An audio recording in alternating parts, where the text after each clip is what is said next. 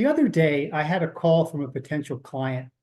And in this sad case, it was a case of wrongful death. Their family member had died as a result of medical malpractice. The problem was that the person who died did not have a will. And so the person didn't assign what's called a personal representative. A personal representative is someone who has the authority to manage the estate. And the most important thing from a legal and litigation perspective is that the personal representative has the right to obtain the medical records.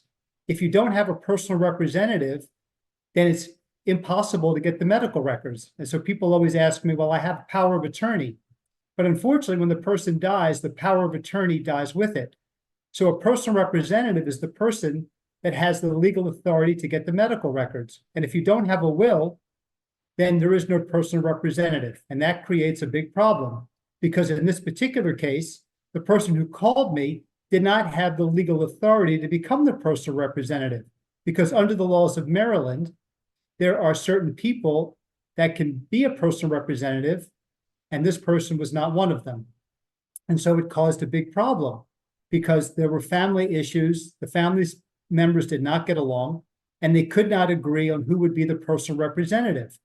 And so therefore, we're stuck because if we don't have a personal representative, we can't get the medical records.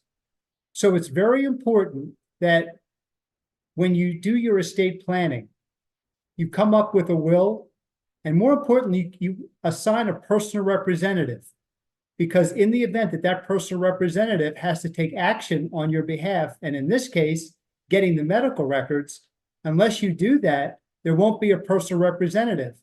And it can be a big problem because it's not so easy to open up an estate and to assign a personal representative.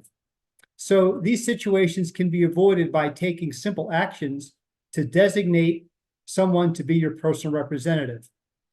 If you have any questions about this, my information will be below, and I look forward to speaking with you or answering any of your questions.